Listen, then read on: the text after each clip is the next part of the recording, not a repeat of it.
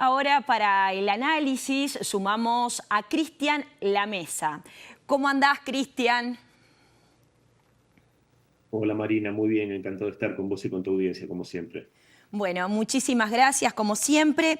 Y te quería preguntar lo siguiente, porque como bien lo anunciábamos hace un rato, Putin mencionó la liberación de 189 localidades este año, ¿verdad?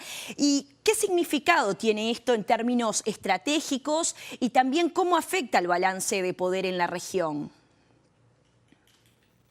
Bueno, a pesar de lo que muchos decían al comienzo de la operación militar especial, que más que un análisis yo creo que eran, ¿cómo decirlo?, expresiones de voluntarismo, que decían, auguraban una derrota de Rusia, auguraban que no iba a ser capaz de sobrellevar las sanciones y de enfrentarse a prácticamente toda la OTAN en su conjunto a través de Ucrania.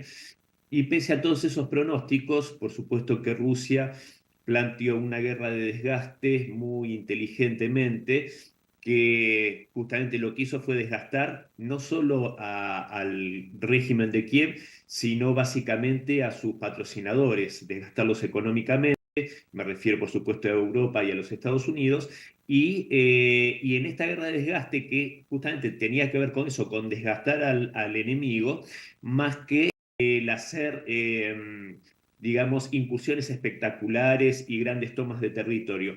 Pero como consecuencia, por supuesto, de esta exitosa estrategia, se está viendo, como marcaba el mandatario ruso, esta liberación de casi 200 localidades, y que yo creo que a pesar de los esfuerzos de la administración Biden, que ya está de salida, y a pesar de eso sigue tomando medidas que son contrarias a la voluntad expresada por el pueblo estadounidense en las últimas elecciones, yo creo que esta avanzada del ejército ruso, este ímpetu liberador, no me extrañaría que llegue incluso a lo que yo considero que debería ser natural, que es incluso llegar a liberar Odessa y Kharkov en el norte. Bien, Cristian, y a ver, como ya es sabido, Occidente critica a Rusia por sus operaciones en Ucrania, ¿no? Pero también está ignorando las invasiones y las ocupaciones que son lideradas por los Estados Unidos. ¿Qué nos dice esto sobre la doble moral de las potencias occidentales? Bueno, eso está visto ya desde hace muchísimo, esta doble vara, esta forma inmoral de ver las acciones en el campo de la geopolítica, porque como vos muy bien decías, cuando Rusia se ve forzada, porque hay que tener memoria y recordar todas las instancias que buscó agotar Rusia para no llegar justamente a una acción armada, como los acuerdos de Minsk. Incluso en diciembre de 2021, esa propuesta que hizo de seguridad mutua para la OTAN, los Estados Unidos y Rusia, y todo esto se hubiese evitado si sencillamente hubiesen escuchado los pedidos, ¿no?, que hacía Rusia. A pesar de todo esto, se la ha demonizado. Y por otro lado tenemos, como vos muy bien marcabas, y como de hecho estamos viendo en estos días, cómo los Estados Unidos están en territorio sirio de forma ilegal hace muchísimos años. Vemos cómo Israel ha invadido territorio sirio cuando Siria no ha atacado a Israel en esta lamentable, desgraciadamente lamentable éxito, digamos, o abandono por parte de las autoridades sirias de su territorio en manos de estos terroristas. Entonces, bueno, ahí vemos esa doble vara que si lo hace Occidente, fingen demencia, miran para el otro lado, como por ejemplo la violación a la democracia y a la Constitución en Rumania, con esas elecciones que han sido anuladas por el Tribunal Supremo. Eso si sucediese en uno de nuestros países, estarían todos tirándose de los pelos y gritando que somos una especie de caricatura de democracia. Lo hace un país de la Unión Europea y fingen demencia. Entonces, bueno, así las cosas, Marina, así es como se manejan. Y lo bueno, creo yo, es que ya cada vez son más los países que se atreven a levantar la voz y a señalar esta hipocresía. Esto, por supuesto, que gracias a que los Estados Unidos está siendo una potencia en decadencia y que, por supuesto, le está haciendo frente principalmente Rusia y también en alguna medida China acompaña, por supuesto, ese esfuerzo de Moscú. Tal cual, Cristian, yo me quedo con eso de que fingen demencia sin lugar a dudas. Y hace un rato tú estabas mencionando, entre otras cosas, a la OTAN. Entonces yo te pregunto, ¿qué rol juegan los BRICS y otras alianzas emergentes en apoyar a Rusia y contrarrestar precisamente el peso de la OTAN y de lo que hablábamos, de los Estados Unidos en este conflicto?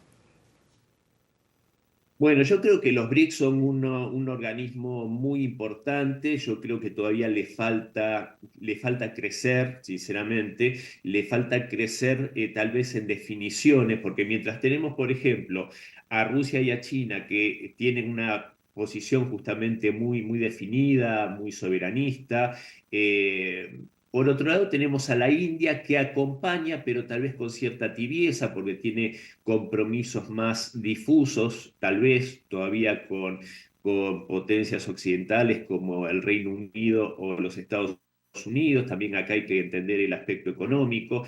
También le ha permitido la entrada, o se ha invitado a algunos estados que yo creo que más que nada son potenciales caballos de Troya. Hay que ver cómo se define todavía Arabia Saudita en la aceptación o no de su membresía de pleno derecho, y está como estado asociado Turquía, que bueno, ya vimos lo que hizo Turquía en los últimos días en Siria.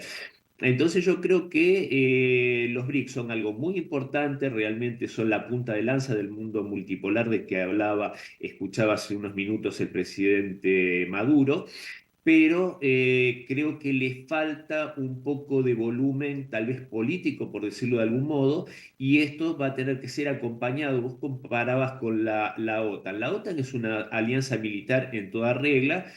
Los BRICS no lo son, pero yo creo que para sostener su propia supervivencia en un futuro no muy lejano, yo creo que ya sea los BRICS concretamente o la creación de una alianza militar que la integre en países de los BRICS, va a tener que suceder porque sin duda el poder de los BRICS es algo que atenta contra los intereses norteamericanos. Y no lo digo como algo desdoroso, creo que los intereses norteamericanos son algo nefasto para la mayoría de la humanidad.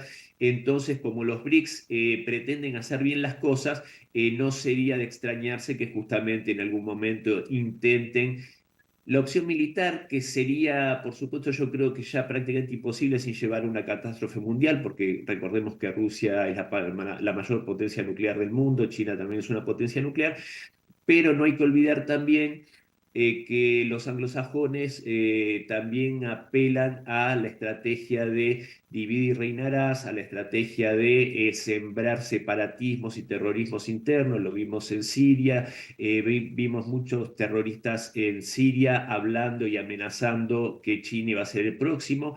Me refiero a la parte occidental de China, que tiene algunos componentes musulmanes que en rigor de verdad no tienen problema de convivencia dentro del marco de China, pero sí, por supuesto, quieren utilizar de pretexto a estos grupos como para balcanizar lo mismo que quisieron hacer y que quieren hacer con Rusia. Entonces, yo creo que sin duda hay que agudizar un poco, en el caso de los BRICS y de los países que lo integran, el marco de defensa militar ante estas posibles amenazas externas.